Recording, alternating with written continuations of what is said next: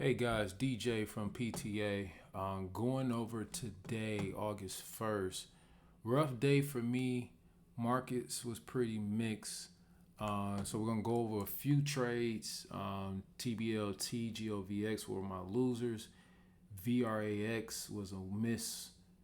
PGY as well as Txmd. So today I just wasn't playing the right stocks. I wasn't playing the ones that were actually moving. VRX was actually on our pre-market scanners. So everyone who is a part of our subscription-based program did receive that information, plus those who were in the Discord received it after the fact once we were actually in the trades, as far as the setup and knowing what to play that was put on there. So I definitely had the data, had some technical issues with my platform. Essentially, my alerts just weren't working. I wasn't getting any of my alerts on some of these, and I ended up playing the two. In hindsight, they were the wrong trades, but based on volume and the parameters that I was looking for, they set up perfectly. And then I actually had a collapse at that point in time with that, and that's where it was kind of interesting. Where it's like PGY that I'm gonna go over only had about 12 million in volume, but its float was 653 million, but yet it still moved. Versus TLBT that I lost on, it rotated its float 21 times basically in a channel, and it essentially collapsed on me a few times. Same with GOVX. So what I'm going to do is go over each trade, break down each part of it and how I was looking at it, and kind of go over that. So initially with the SPYs, I told you guys I was looking for that pullback. I wanted to pull back more, but after this day, it confirmed that it was going up. And as you've seen, every day it stepped up. And I told you that you're probably going to get some rejection here in the previous week notion. This line here I knew was very critical, and it may pull back off of that and continue on. So that's the play. It can go here, pull back down to this area and continue down, or it can just, keep break out. But I knew that one day when it got close to this area, we was going to have a pullback, and that day was today. I mean, it came up there close to it the day before Friday, but, coming out today, this was definitely a change, and meaning that it hit that line and pulled right back. So basically, that's sort of how I was looking at it.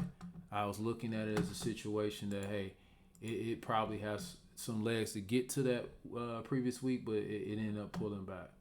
So to go over the first trade, I'm gonna go with TBLT. Now TBLT is the biggest loser I've had in the month of August, with this being the first day of the month. It's also probably my largest loss for the year. I have to double check that, but I think that's a one single trade loss that I had. And I just played it on the wrong side of the fence. So as you know, I always draw my lines based off of the actual, trend and, break line, support, and resistance that I typically play. Coming into this day, I didn't really see any juncture lines that made me feel any kind of way. This ended up being a daily plus daily and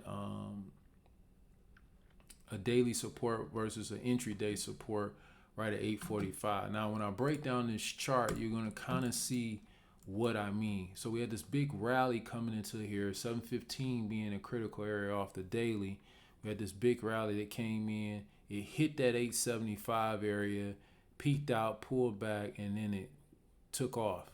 Now again, guys, I typically like to see a stretch on the A, pull back, and right here is where I end up getting in. I got in here, and then it ripped up to 959. My first order was 918. I took some off right here at 945, 950s, and then it just washed. So when it washed, it kind of went sideways. So when it broke down, I seen that it was hitting another critical area. Now this 845 is the same area that it rejected and pulled away from. So that created some support. Also the support based off of the daily screen is reason why that was a critical area, was that 845. So when the stock pulled to the 845, I'm thinking, okay, we might get a clear indication. It kept bouncing around. It pulled down. It pulled back up. I entered in the trade around 862.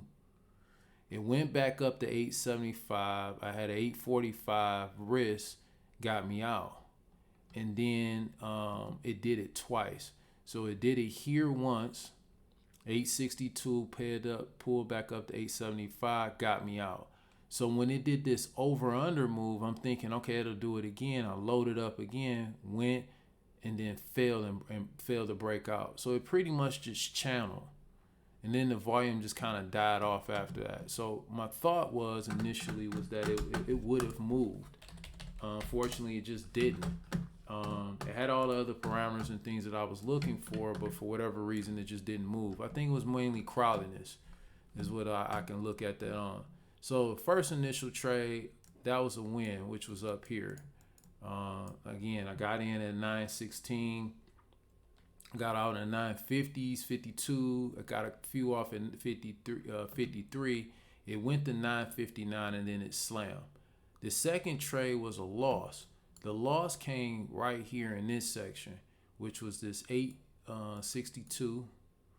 I got in at 862, and then it got me out at 845 right here. So got in here, got me out right here. I'm looking for that break past this zone.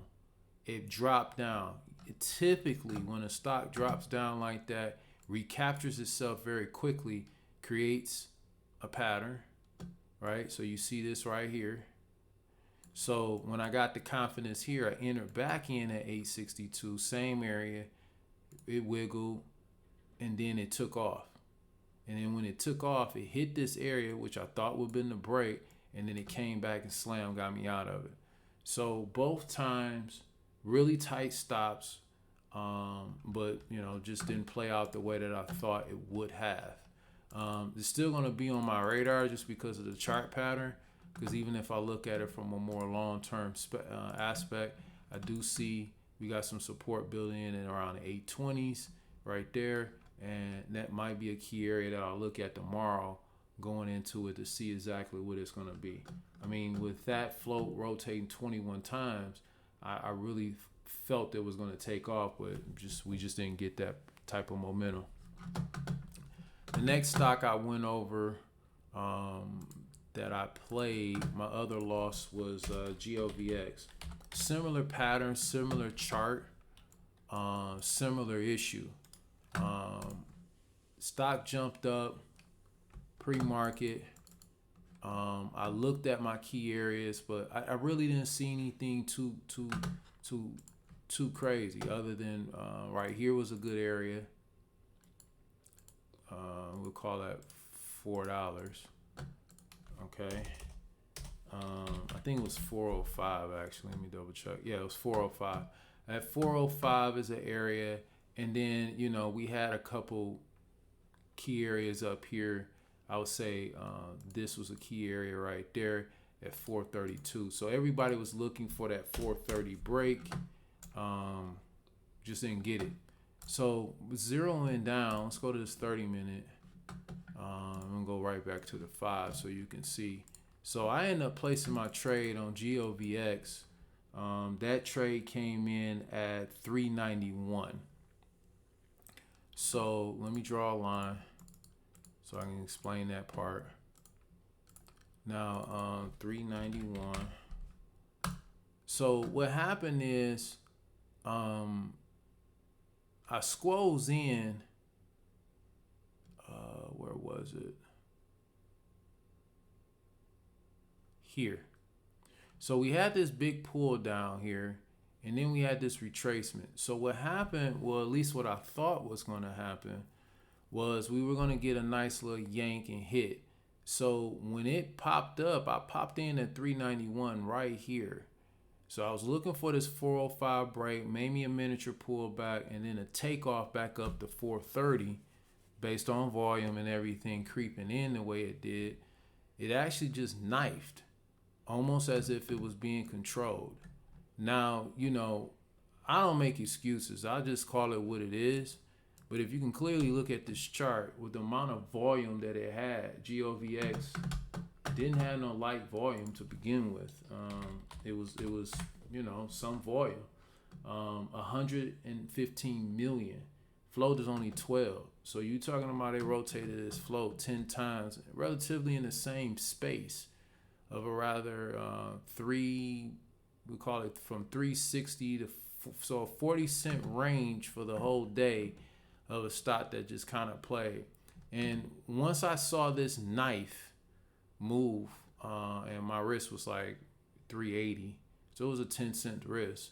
This was the area here right at 380, which was my entry day support. Now people say, well, how did you know that? You can look back. Let me remove this line. When you look back at the actual chart, you can see that this is an area that it bounced and then it kind of went back and recaptured. So when I saw that it was holding support or wicking out in that area, I said, okay, maybe it has some leg room. So what it did is when it pulled back and respected this 380, I said, well, let me get in here. So I said 391 was the risk. So looking at it, let me break it down to a 1 minute so you can kind of see it a little bit differently.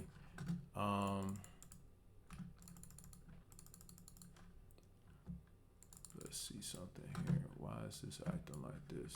All right, anyway. All right, there we go. So right there, it went right here into this move. So right here when it did this, so it did this move up, pulled back, respected the 380. I got in. So I was waiting for that leg to come up. So right here was my confirmation. So I'm thinking to draw this out, like visually in my mind, I'm thinking, okay, this is similar to a previous trade. We got it respecting the key area. It respected it again, pulled away. Remember my trend, pulled away, hit here. So I looked at this as B. I confirmed that it's C. And just because of how it was moving, I wanted to get double confirmation. So I wait for it to come back and it pulled here. So I jumped in right here. I was right where I got in at. And sure enough, it went up and then it just knifed straight into support and then blew past it. So they knew, market makers know that this was the key area that everybody was risking off of. Now, why? Because that's how people who trade look at the charts. So ultimately, I took a loss on that simply because, hey, I got a great entry at 391. Would have been ideal for it to hit here, bounce back, respect, and kept going. That's what I was looking for, but we just did not receive it. So after that, it knifed. Now looking back, it never rebounded, but it kept knifing right here at this 405. Every time it hit that 405, it pulled back. So what was the 405? 405 was the key area based off of the daily. So that's why drawing the lines from your daily resistance and support will kind of give you an idea of where the stock wants to go, or where's the area. And now you see that it's trying to climb over it after hours and using that 405. So this is another one. Maybe I just played it a day too early. The GOVX and TBLT may get some legs later on down the week. All right, so the next one that I did not play was VRAX. That was one I shouted out, and I knew that this one was probably going to run. But again, alerts didn't go off on this one. So the pattern that I saw initially was this one. So in the morning, we had some nice volume. Remember that this traded 57 million, so it did rotate its float about 5 times. Not as much as TBLT, GVOX, but those were heavily, in my opinion, heavily manipulated in some sort of way, simply because TBLT share count was very low float, so it didn't probably take much for one person to really kind of, or whatever, to control the object. So look at it like this. You can look at TBLT and notice that it traded 42 million in shares, rotated its float 21 times, but traded relatively between 50 to 60 cent range. Same with GOVX. GOVX rotated its float 10 times and traded 50 cent of his range. So unlike VRAX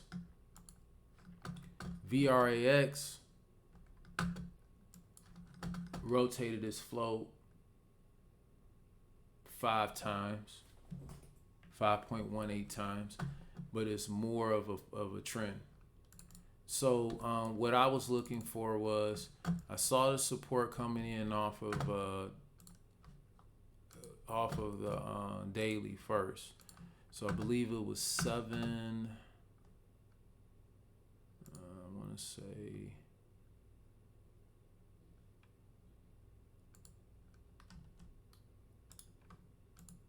I want to say it was 7:30. Let me double check that.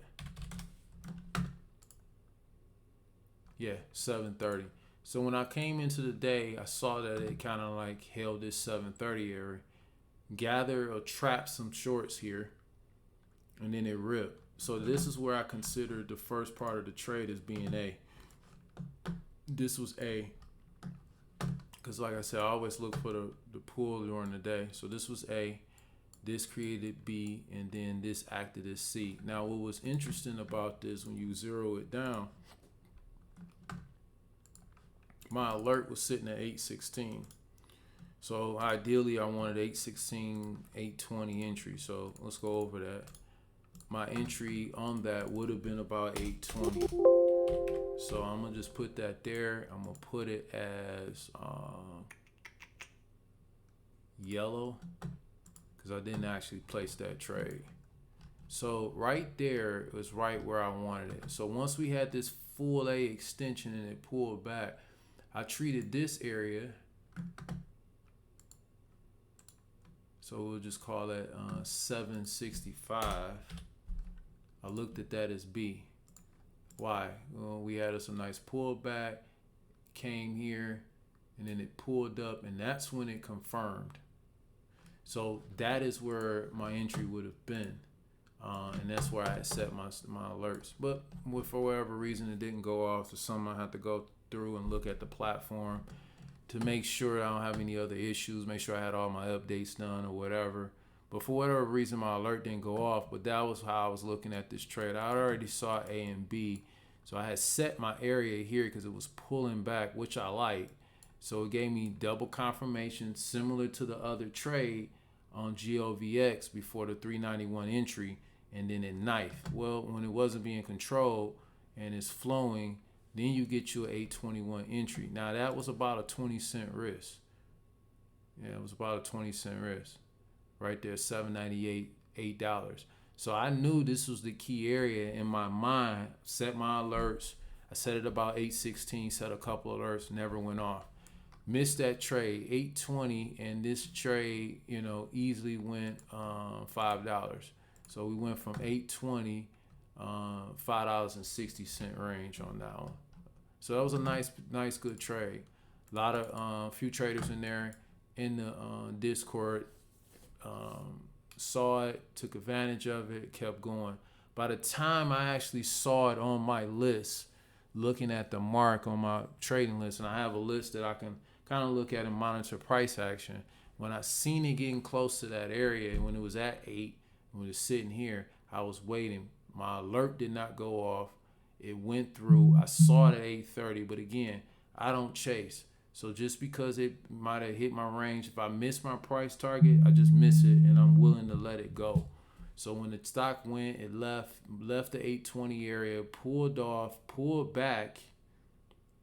Could have took advantage here, but I was saying, nah, I'm gonna let it go because I missed my target. My target was 820. And that's something very difficult to do. One of my rules is, hey, if I don't get my target, if I don't get the price that I was seeking, and then I get anything higher than that area, even if it's a good trade, even if it had I jumped in at 8:30 and it ran, I didn't respect my rules. And one of my rules is that I don't place a trade on the stock if I don't get the price. Now it's give or take. If you get pushed in and you want an 820, 827, okay, whatever. I'm saying when I miss my target, I miss my point of entry, I make sure that I don't place a trade. What I've learned from historic data is every time I've done that, I lost on that trade because at that point I missed the plan. So this is the reason why planning and sticking to your plan is so critical. Because if you aren't going to stick to your plan and then you win, that's going to be misleading. That's not an actual good trade. Because if you jump in, you didn't have any strategy, or you had a strategy played out in your mind and you missed that and still made money, that is bad habits. Those are bad things. So then the next time you think, oh, it worked like the last time. And no, you want to place the same trade almost robotic-like, so that you can build your confidence, you can build your strategy around something that's consistently happening, and then place that trade. So again, the 820 area was where I wanted to get in at. We missed it. Just one of those type of trades. The next stock outside of that was PGY. PGY had been on the list for a while. I made money from it. It was one of those things like, I just didn't see it, and it moved. And for those who still holding on, good job at that. This one here didn't have a lot of price action and sort of just kind of climbed up. So if you didn't see it first thing in the morning and played it off a bounce, and the best way you could have played it off the bounce would have been looking at it off of the daily, saying to yourself, okay, what are the key areas and stuff like that. It definitely was previous week high, which was a key area. Previous day close, that was a very critical area. So that was a critical area to end up getting into that trade. Now you probably could have found the entry. I wasn't really sure about the volume. Again, it only had 12 million in volume, so it kind of went up in air, in my opinion. But it was still a solid trade. Pulling it off, I probably would have got in somewhere here, 25s, and then it would have went to 32. But I know I would have took some off here at a previous month high. So certain areas, and there we go right there. I had a couple freeze issues earlier. I don't know if you guys just saw how the screen froze, but ultimately I would have definitely took some off at previous month high, and then let the rest ride. But I just had a few technical issues. I don't know if anyone saw that. If you reviewed the video, put a comment in there if you saw it, just so I know I'm not the only one that saw that. But that right there happened a few times today. A little bit of glitching, freezing, and stuff like that in the platform. But hopefully we won't have those issues tomorrow. The next trade was TXMD. TXMD was the next trade that I want to go over. Let's see something here. TXMD did fairly well, had an 8 million float. It is 6.4 million in volume. Really weird pattern, and it was just like I kind of used this area right here is a critical area, so we'll just call it 760. That was 760 there, and you see how it hit here and it dropped down. So that was a 760 area. Didn't have a lot of issues with this. I saw it in the morning. This is the second stock that didn't play my alerts. Again, I was looking for that A. We finally got it here. Then we had our pullback to support. Okay, so what was the pullback? Relatively around that 760. I mean, you can call it this if you just want to be 750 exact in that area. But that played there. It bounced, came back. And knowing myself looking at the trade, the better option would have been to play it off the 760 area. The 760 area being, we got our A. We had the B. I like that pop and pullback.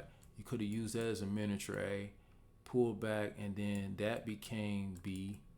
and then the bigger trend, this would have been C, and then you would have reached out, hit your target price of D. So that being said, that's how I was looking at that trade. Place my stops. I actually had alerts here. They didn't went off, so I ended up missing the move. But I would have been a little early and would have saw that pattern and said, okay, let me see if it respects this area. Because I could have got in here, which would have been 778, 750. That would have been in range, no more than 30 cents. So that would have been about a 25-cent risk. So even if I got in here, risking it here, you see it never came back. It just easily moved itself. So just from there, let's say from here, so let's say 775. Yeah, about right there. So do 775. Right there. It's 98-cent dollar move. So I would have definitely got that dollar and let the rest rip. So again, guys, it's those things, you know, there's always glitches, different things that go on. I missed a couple plays because of it. Also was looking at the wrong stocks in general. I was looking for the right reasons, just didn't get the right points. And again, I won on the first trade on TBLT. Probably should have left it alone. But I seen another cycle thinking, hey, it's going down into a demand zone. This thing may have the legs to fly with the amount of volume it had, but definitely traded in the zones, traded in the channel, and it stayed there for the remainder of the day. Same with GOVX. So, you know, losing day, took a big hit. Not the best start for the month of August, but definitely something to learn. You know, I executed my trades, so I wasn't mad at the actual executions or anything like that. The stocks just didn't play out the way that I thought it should. All right, gang. Thanks for tuning in. If you have any questions, concerns, make sure you leave them in the comment section. Hit that like button, hit that subscribe button so you don't miss any of our videos. And again, guys, as I tell all new traders and old, stay studying and stay focused.